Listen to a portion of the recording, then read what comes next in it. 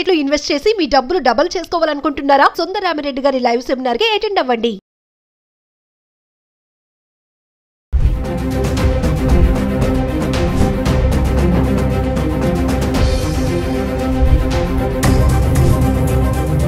Hello viewers, welcome back to our channel. ప్రస్తుతం మనతో పాటు ఉన్నారు consumers welfare committee chairman Mandadi Krishna Reddy గారు. సార్తో మాట్లాడదాం.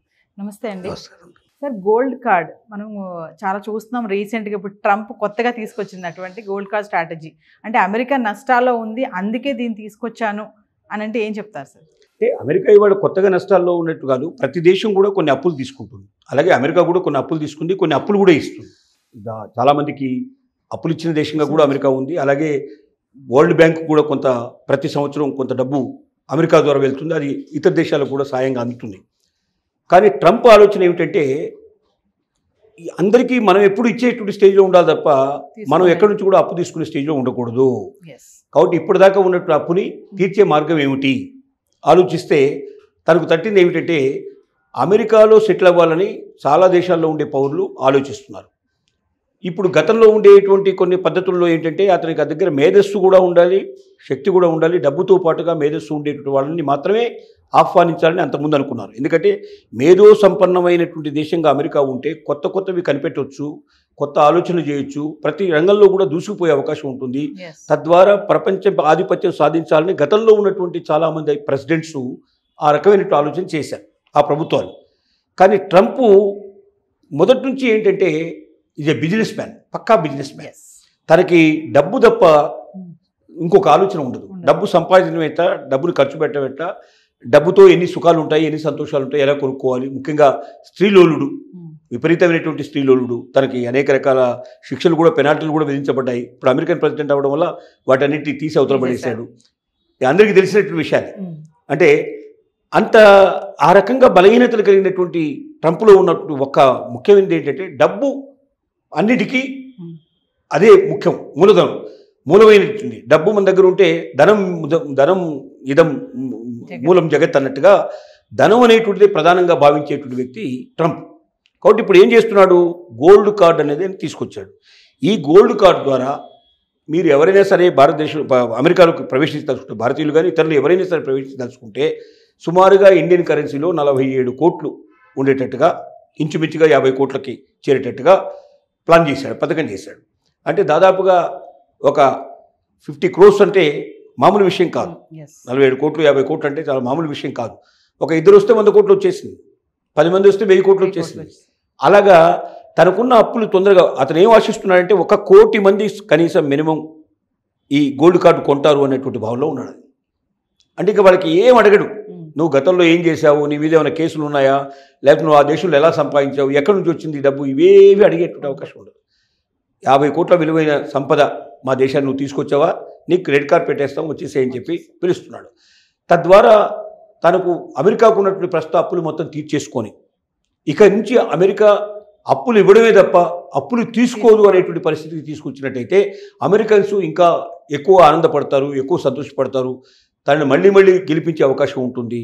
కాబట్టి తద్వారా తన సుస్థిరమైన పరిపాలన తను చేసుకునే అవకాశాలు ఉంటాయనేది ఆశపడుతున్నాడు. అదే సందర్భంగా ఏ ప్రెసిడెంట్ చేయనటువంటి చర్యలు తీసుకోవడం ద్వారా, అంటే వలస వచ్చిన వాళ్ళని బయటికి పంపించేయటం, డబ్బున్న వాళ్ళని లోపలికి ఎంట్రీ చేయడం, తద్వారా అమెరికాను బలపరచడం, ఆర్థికంగా సుసంపన్నం చేసుకోవడం, తద్వారా ప్రపంచంలో నెంబర్ 1 ప్లేస్లో అమెరికా ఉండాలనే తాపత్రయంతో ఈ పనంతా చేస్తున్నాడు. అంటే దీనివల్ల మన వాళ్ళకి లాభమా నష్టమా సార్? ఏంటి అసలు ఇంపాక్ట్ ఎలా ఉంటుంది? ఇండియాలో గోల్డ్ కార్డు కొనగలిగే వాళ్ళు డెఫినెట్గా ఉన్నారు. ఎందుకంటే మన దగ్గర సంపన్నులు కనీసం కొన్ని మనకు లక్షల్లో కాకపోయినా వేలల్లో సంపన్నులు అయితే మన దగ్గర ఉన్నారు. అంత డబ్బు కట్టగలిగేటువంటి పరిస్థితిలో ఉండేవాళ్ళు కూడా మన దగ్గర ఉన్నారు. కొన్ని 1000 మందో 2000 మందో ఒక 5000 మందో 10,000 మందో సుమారుగా మన దేశం నుంచి వెళ్ళారని అనుకుందాం. కానీ వాళ్ళు మామూలుగా కూడా వెళ్ళి 6 నెలలకోసారి మొత్తం ప్రపంచం అంతా చుట్టేసి వచ్చేవాళ్ళు. వాళ్ళకి అమెరికా వెళ్ళినంత మాత్రం భారతదేశానికి వచ్చేటువంటి లాభాలు ఏముండవు. ఎందుకంటే మధ్యతరగతి వాడు అమెరికా వెళితే తను సంపాదించిన సంపాదనలో మ్యాక్సిమం దాచిపెట్టుకుని అమెరికా మళ్ళీ ఇండియాకు పంపిస్తాడు.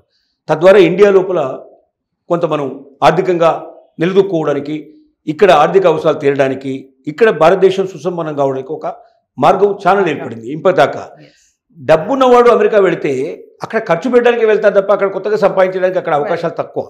ఎందుకంటే ఇతను ఇండస్ట్రియలిస్ట్గా వెళ్ళడం లేదు అక్కడికి. ఇతను డబ్బు ఓ 47 కోట్లు నాకు కావాలని అక్కడ అమెరికా కట్టేస్తున్నాడు, అక్కడ వెళ్తున్నాడు. చేస్తే ఏం చేస్తాడు, అమెరికాలో వ్యాపారం ఏదైనా చేసినా కూడా అమెరికాకే ట్యాక్సెస్ పోతాయి తప్ప ఇండియాకి వచ్చేది ఏముండదు. అది కాక ఇండియాలో అతనికి ఉన్నటువంటి మూలాలను తగ్గించుకునే ప్రయత్నం చేస్తాడు. ఇక్కడ నుంచి మొత్తం మెల్లమెల్లగా అక్కడ షిఫ్ట్ అయిపోతాడు. అంటే ఇక్కడ ఉన్నటువంటి ధనాన్ని అక్కడ షిఫ్ట్ చేసే ప్రయత్నం చేస్తాడు, ఇక్కడ ఉన్న ఆస్తులు అక్కడ షిఫ్ట్ చేసే ప్రయత్నం చేస్తాడు. అంటే ఇక్కడ అమ్మేసి అక్కడ కొత్తగా కొంటాడు. అంటే మెల్లమెల్లగా భారతదేశం లోపల సంపన్నుల యొక్క సంఖ్య తగ్గిపోతుంది, అమెరికాలో సంపన్నుల సంఖ్య పెరిగే అవకాశం ఉంది. తద్వారా భారతదేశానికి నష్టమే తప్ప లాభం లేదు, అమెరికాకు లాభం తప్ప నష్టం లేదు. కాబట్టి ఇలాంటి ఒక గేమ్ చేంజ్ ఒక ప్లాన్ చేశాడు.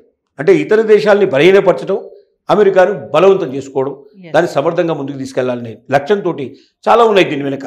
ఒక రకమైన కుట్ర కూడా ఇది నేను చెప్పాలంటే. ఎందుకంటే మనం ఏమనుకుంటున్నాం, ఇప్పటికి 3rd ప్లేస్లో ఉన్నాం ఆర్థిక దేశాలతో మనం వచ్చినట్టు 3 దేశాల్లో ఉన్నాం.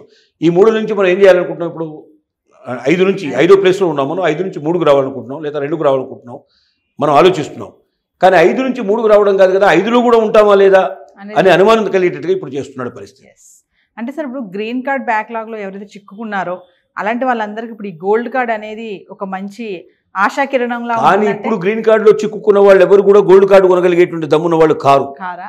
50 కోట్లు 100 కోట్లు ఉంటే గ్రీన్ కార్డు కోసం వాళ్ళు ఎందుకు వెయిట్ చేస్తారు? ఈబీ సిరీస్లో ఉండే సిస్టమ్తో ఇప్పటికే ఎప్పుడో వెళ్ళిపోయేవాడు. 9 కోట్లు కట్టి ఇప్పటికీ అక్కడ సీరియల్లో నిలబడేవాళ్ళు చాలా తక్కువ మంది ఉన్నారు. ఎక్కువ మంది గ్రీన్ కార్డు ఎక్కువ కాలం అక్కడ ఉండటం వల్ల మామూలుగా అప్లై చేసుకునే స్థితిలోనే ఎక్కువ మంది ఉన్నారు. వీళ్ళందరికీ ఇప్పుడు అవకాశాలు లేవు. ఆటోమేటిక్గా వీళ్ళందరిగా ఆశలు ఎదుర్కొని ఇండియాకు రావాల్సిన పరిస్థితి ఏర్పడుతుంది తప్ప ఇంకా అక్కడ ఉండే అవకాశం లేదు. అంటే అమెరికాలో చదువుకుంటూ ఉన్న వాళ్ళకి గ్రీన్ కార్డ్ కనుక వస్తే, గోల్డ్ కార్డ్ కనుక వస్తే మరి జాబ్స్ అన్నీ కూడా చేయడానికి ఛాన్సెస్ ఉంటాయి వీళ్ళకి? గోల్డ్ కార్డు ఉన్నవాడు జాబ్స్ చేయొచ్చు, అక్కడ ఇక అమెరికన్ సిటిజన్ అయిపోతాడు. ఇక అమెరికన్ సిటిజన్ అంటే అమెరికాలో ఉండే అన్ని హక్కులు అనుభవించే అవకాశం ఉంటుంది. ఇక అక్కడ జాబ్ చేసుకోవచ్చు, చదువుకోవచ్చు, అక్కడ వ్యాపారాలు చేసుకోవచ్చు. అమెరికన్ సిటిజన్కి ఎంతైతే పవర్స్ ఉంటాయో అన్ని పవర్స్ దాదాపుగా వచ్చేస్తాయి. Is a citizen. So citizenship ఎప్పుడైతే వస్తుందో ఇంకా అమెరికనే అవుతాడు అతను. ఇండియాలో అతని పౌరసత్వం కూడా పోతుంది ఆటోమేటిక్గా. కాబట్టి చదువుకునేవాడు కానీ పని చేసుకునేవాడు ఎవడైనా వెళ్ళొచ్చు. కానీ ఇప్పటిదాకా జరుగుతుంది ఏంటంటే అక్కడ చదువుకోవడానికి వెళ్ళిన వాళ్ళలో ఎక్కువ ధనవంతులు వెళ్ళడం కాకుండా మధ్యతరగతి వాళ్ళు ఎక్కువ వెళ్తున్నారు. కారణం ఏంటంటే అమెరికాలో స్థిరపడటానికి అది ఒక అవకాశం ఏర్పడుతుంది. ఎందుకంటే చదువుకున్నాక మళ్ళీ 1 సంవత్సరం 2 సంవత్సరాలు 3 సంవత్సరాలు అక్కడ ఉండడానికి వీసా ఎక్స్టెన్షన్ అవుతుంది. కాబట్టి ఆ లోపల ఏమైనా ఉద్యోగాలు చూసుకొని అక్కడ కొంచెం సెటిల్ అయ్యి తర్వాత పర్మనెంట్గా పొజిషన్ తెచ్చుకొని పర్మనెంట్గా గ్రీన్ కార్డు తెచ్చుకోవచ్చు అని ఒక ఆశతోటి ఒక్కొక్క నిచ్చెన ఎక్కుకుంటూ వెళ్ళడానికి ప్రయత్నం చేస్తున్నారు. వీళ్ళందరి ఆశలు ఇప్పుడు కూల్చేస్తున్నాడు ట్రంప్. గోల్డ్ కార్డ్ అంటే ఇంకా అదొక రెడ్ కార్పెట్ అన్నమాట. రెడ్ కార్పెట్ వేసి ఇంకా వెల్కమ్. ఖచ్చితంగా అసలు 50 కోట్లు ఉంటే మన ఇండియాలో అంతకన్నా గొప్పగా బతికే అవకాశాలు ఉన్నాయి. వాస్తవం చెప్పాలంటే అమెరికా వెళ్ళాల్సిన అవసరం లేదు నేను చెప్పాలంటే. కానీ అమెరికా వెళ్ళాలనే ఆశ అయితే ఇప్పటికీ ఎవరికి చచ్చిపోలేదు సార్. ఇంత నిర్ణయాలు వస్తున్నాయి, ఇంత ట్రంప్ మారుస్తున్నా కూడా వెళ్ళాలనుకునే వాళ్ళు వెళ్తూనే ఉన్నారు, ఇబ్బందులు పడే వాళ్ళు పడుతూనే ఉన్నారు. చూడాలి మరి ఎలా ఉంటుందని తర్వాత వచ్చే రోజులు. అంటే కొద్ది రోజులు ఉంటుంది, తర్వాత ఆటోమేటిక్గా తగ్గిపోతుంది, ఆగిపోతుంది. నేను హాట్ సీట్లో ఉన్నాడు కాబట్టి ట్రంప్ కొంచెం ఫైర్గా కనిపిస్తున్నాడు. Thank you sir.